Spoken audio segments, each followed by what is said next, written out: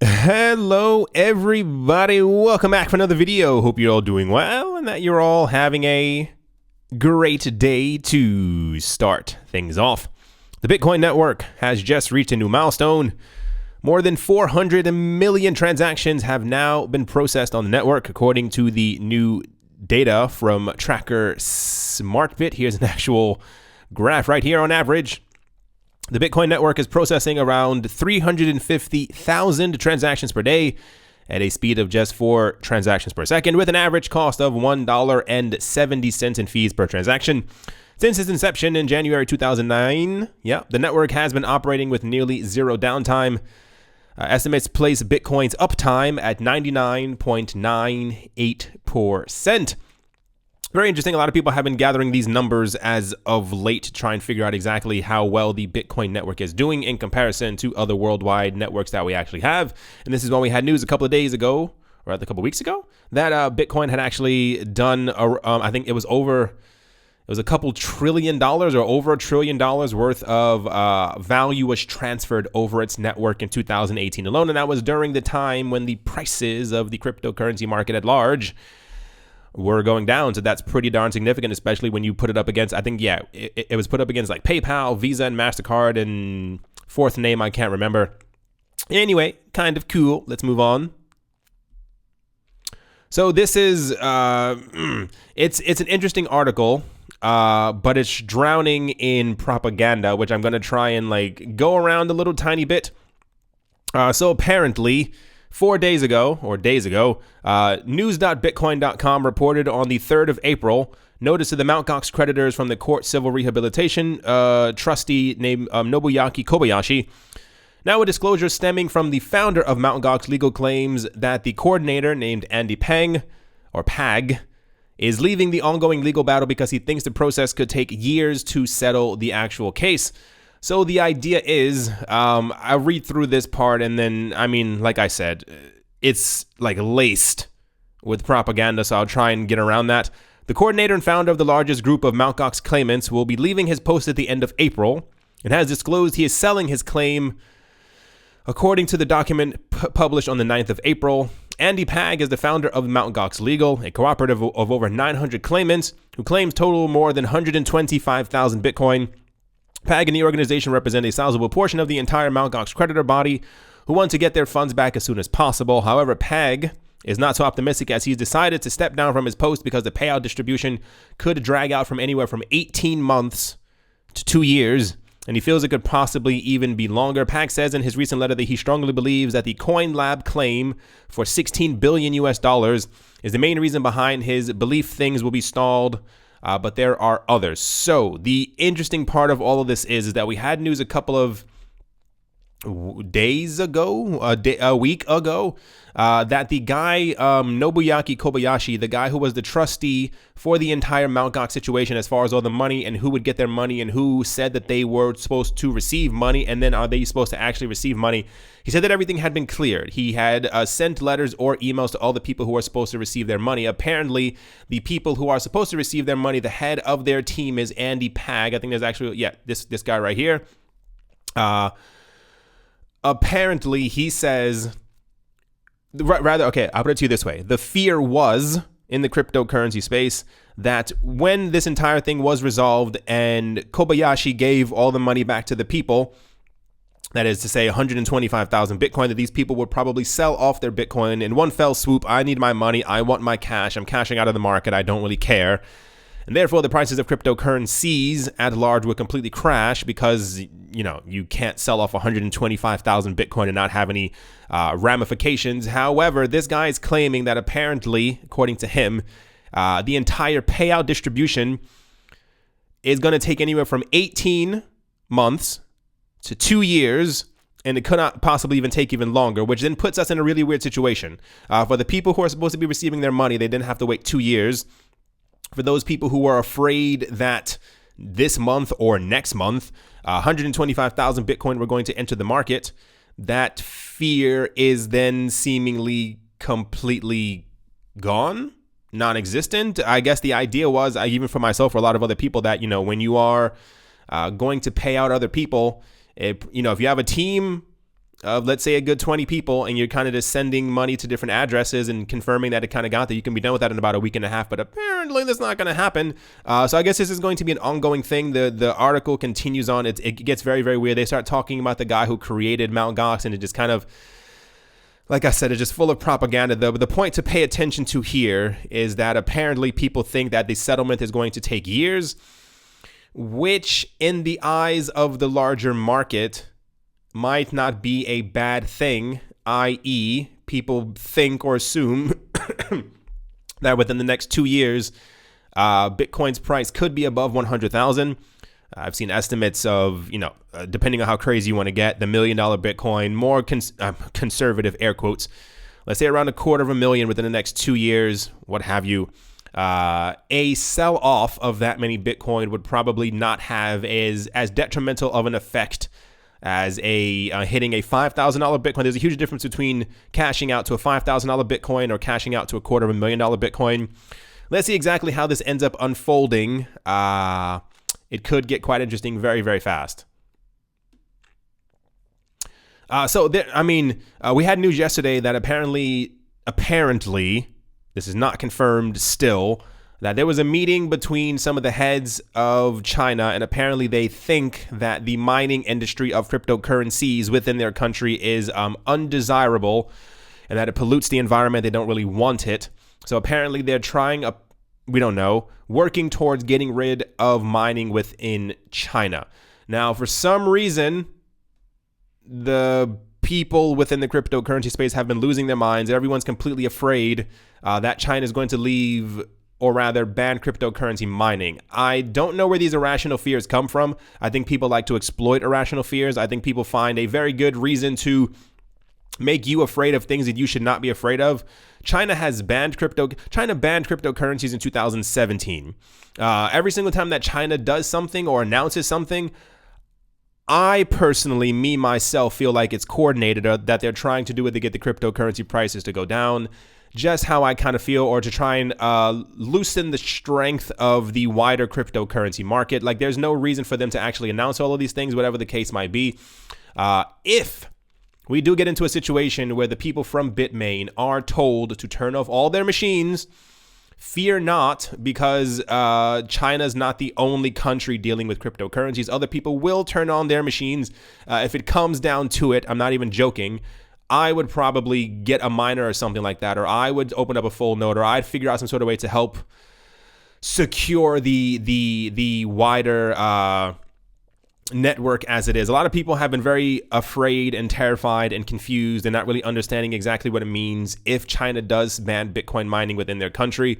There are millions, actually millions of other people in the cryptocurrency, in the Bitcoin space, and at least a good 15,000 millionaires, if not billionaires, in the Bitcoin space who would be able to also buy some new computers as well, and ASICs and all these other things to be able to also help to secure the network. A lot of people think that it's very weird, and this is why I keep pushing the point forward to do your own research. I don't understand why little things like it shows that people aren't actually reading or researching or doing their own research when people get terrified of news like this. Like, there's no logical reason for you or anyone else to be scared or fearful of China banning mining. They've banned just about everything else in their country. If you actually pay attention to what China does on a daily basis with everything, nothing really works in China, because every single time that something could possibly potentially allow other people to have some type of capital control,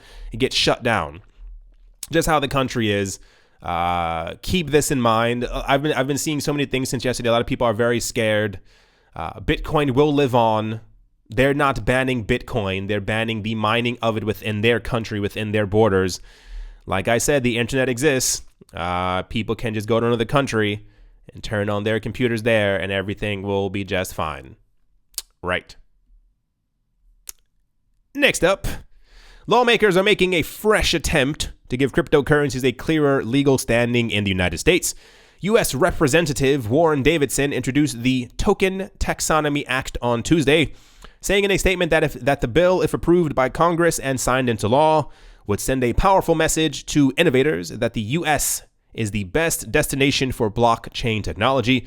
The bill, first introduced last year by Representatives Davidson and Darren Soto, seeks to exempt certain cryptocurrencies and other digital assets from federal securities laws, allowing individuals to more easily trade or transact with select coins. The act would amend the Securities Act of 1933 and the Securities Exchange Act of 1940, granting regulators such as the U.S. Securities and Exchange Commission or the SEC clarity on how they may introduce securities laws surrounding cryptocurrencies, while the SEC has released staff-level guidance explaining how it would verify whether token sales are securities offerings. It remains unclear how cryptocurrencies that are not being used for fundraising might be classified. The TTA is largely similar to the bill introduced in 2018, but the new version will feature some changes, including a clearer definition of digital tokens that will be more inclusive of changing technology, according to the bill. It's nice that we have lawmakers in the United States who are trying to get things like this pushed through. Do I think it's going to work? No. Do I think it's a good idea? Absolutely. I have a very strong feeling that the SEC is probably not going to want to give up any leg room in the entire situation. I felt for a very long time that the SEC, and I guess to a smaller extent, the CFTC as well, we never really hear about the IRS when it comes to the entire thing. They're also supposed to be part of that trinity as far as what happens with cryptocurrency. We never really hear about them. I'm going to assume, rather, the way that I see the future playing out, especially in the United States, this is just my opinion. I think that already what we've seen is that certain cryptocurrencies are already exempt from being securities. I think they are Bitcoin, Bitcoin Cash, Ethereum, Ethereum Classic, Litecoin, and XRP. And you kind of get where I'm getting that list from, is simply because of all the things that have been happening within the United States. I feel like everything has kind of smashed together. I think we're going to have my opinion, we'll see how this actually ends up evolving over the next year or two. I think certain cryptocurrencies are going to be designated as like actual payment options, or what was the other word that they were throwing around last year and the year before that when they were talking about regulation? Utility tokens. So it's either going to be things that are going to act as legal tender, which I think at the moment, Bitcoin is probably the only one that's going to fall into that category as legal tender. And then you have other coins that are based off of an actual utility on the actual market. And I think this is where the other coins kind of fall into this really weird gray zone, especially for XRP. As far as it'll be utilized for sending payments through banking systems, and therefore it cannot be considered a security because of the other function that the network actually has. Anyway, like I said, this is just kind of how I feel about it. I feel like, I'll put it to you this way. Like I said, I like that we have lawmakers in the U.S. who are doing things like this. However, will it send a powerful message? Absolutely not, because it's probably not going to get pushed through. I think you would need a hope and a wing and a prayer to get this actually pushed through. Like, I don't see anything like this happening in the near future, unless 4 or 5 years down the line. Yeah, totally. I could definitely see that being a thing. But as far as the U.S. being the best destination for blockchain technology, kind of not really working out as well as a lot of people thought it would be a couple of years ago. So this is special. The International Monetary Fund, it gets very interesting, warns that global growth is slowing to its lowest rate since the financial crisis of 2008. But while it urges financial inclusion, don't expect the International Monetary Fund to embrace Bitcoin anytime soon. After performing a downward revision to the lowest since the financial crisis, the International Monetary Fund recently issued a grim warning. Remember, I said a couple days ago, and I just said this, please pay attention, read, and I mean open a book, open an iPad, open a something, just read what's happening to the actual economy around the world. Like, things are not as great as they're being pictured anywhere. And I think one of the main things that I think is very funny is that a lot of this stuff is now being spoken about openly, because normally what you actually have happening around the world is that when things are bad, you typically won't hear about them from the actual heads of power. But now they're actually starting to come forward and say, hey, we're having a problem. So the International Monetary Fund said, Global growth softened to 3.6% in 2018 and is projected to decline further to 3.3% in 2019. One of the cures that the International Monetary Fund proposes is to boost financial inclusion. The International Monetary Fund blames the significant weakening of the global expansion, the lowest in a decade, on several factors, mainly the ongoing China-US trade war, Argentinian and Turkish macroeconomics, and German auto industry woes. To exacerbate the issue, U.S. President Donald Trump is now threatening to impose tariffs on cars imported from the European Union, which could result in German car makers losing billions of dollars. Here's an actual chart right here for all of their projections that they have right there. And actually, yeah, all right, continuing on. Another culprit that the International Monetary Fund impugns for the weakening economy is the financial tightening alongside the normalization of the monetary policy in the larger advanced economies. According to the International Monetary Fund, to reactivate global economic growth, among other things, it is imperative that the financial and government authorities make their economies more inclusive. There she is thinking. The International Monetary Fund has been leading a proponent of the financial inclusion, at least on the surface, highlighting the benefits of digital currencies. In November 2018, a staff note stated that a central bank digital currency could strengthen the benefits and reduce some of the costs and risks to the payment system and could help encourage financial inclusion. Moreover, at the 2018 Singapore FinTech Festival, the International Monetary Fund CEO Christine Lagarde, that's her right there, addressed the issue of financial inclusion and how digitalization was reshaping the economic activity. In her speech, she remarked how innovative payment providers using e-money were responding to people's demands for and the requirement for the economy. She said, "Let me start with financial inclusion, where digital currencies offer great promise, though its ability to reach people and businesses in remote and marginalized regions. We know that banks are not exactly rushing to serve poor and rural populations. Even cryptocurrencies such as Bitcoin, Ethereum, and Ripple are vying for a spot in the cashless world, constantly reinventing themselves in the hopes of offering more stable value and quicker, cheaper settlement."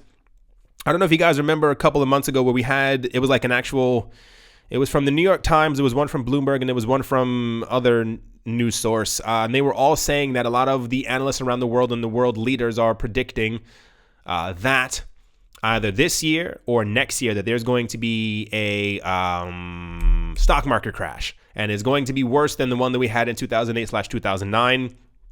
I'm almost convinced that's how do I say this? If cryptocurrencies continue on the same path, if we continue getting the same infrastructure built around the cryptocurrency space, and especially if we get the NASDAQ and the New York Stock Exchange to launch their things at least 6 months before we have any type of economic meltdown, I think that cryptocurrencies are going to become the new global standard. And I don't mean that in like we won type of thing. I mean like I felt for a while that cryptocurrencies have been built up by the traditional monetary system. This is why they're trying to get all the institutional investors. They're trying to get all the laws. They're trying to get all the rules. They're trying to get all the AML and the KYC stuff built on top of this. Like there's a reason why they're rapidly trying to build all of this stuff. I feel like that the economy at large around the world is slowing down. It's not doing very well. We had news a couple of days ago that the debt is like $3.3 trillion or something like that. Like the debt within the U.S. alone is already completely crumbling. We have a whole bunch of countries around the world who are going through hyperinflation. We have another couple of other countries within the European Union and other countries around the world who are also not doing very well economically. I feel like it's leading up to something. And I feel like, and have felt like for quite some time, that this could be leading up to something very large. I don't know exactly what it is yet, but I have a feeling that it's going to encompass the cryptocurrency space and or to a larger extent, maybe even 80% towards Bitcoin being used in some capacity to actually transact money. Or I haven't figured out exactly what it is yet, but I have over the next couple of months, I think I'll get it. I think, it's very, very odd because you can tell that something isn't right in the world economy, but you can tell that there's too much money being pushed towards cryptocurrencies for crypto not to succeed in the future should we actually have some type of a worldwide economic struggle event happening. I don't know how to finish that sentence. To kind of finish things off, this is a very weird one as well. This is where I was kind of like, yeah, world leader, I don't know. The United States-based cryptocurrency exchange, Bittrex, has responded to the New York Department of Financial Services, or the NYDFS, their denial of the company's bit license application in a press release published yesterday. We just had news, I think it was Bitstamp, who's located in Europe. They got approved for the bit license, but the one that's actually based inside of the US got rejected. Earlier yesterday, the New York Department of Financial Services denied Bittrex's application for a bit license, which is required to conduct virtual currency business in the state of New York, claiming that the exchange had inadequate policies and controls regarding anti-money laundering and know your customer and the Office of Foreign Asset Control standards. In response, Bittrex expressed its disappointment in the NYDFS's decision and argued that the regulation harms rather than protects New York customers. The exchange also explained its disagreement with the NYDFS claim in regards to this anti-money laundering and compliance practices. Bittrex states that it maintains a risk assessment framework approved by outside counsel, and fully trains all company employees in its anti-money laundering policies and procedures. The exchange also states that it screens for specially designated nationals when a customer opens up an account and tracks all SDN updates from the OFAC, checking our customers upon notice. It's kind of weird. I'm not going to go on a rant. I went on a rant with my friend yesterday. We were screaming at each other, agreeing with each other at the exact same time. We weren't arguing. It was just kind of like an angry type of thing going on.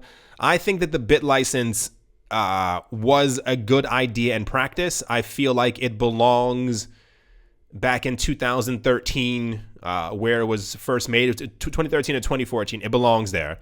The bit license is probably the worst thing that has ever happened to the state of New York, especially when it comes to growing a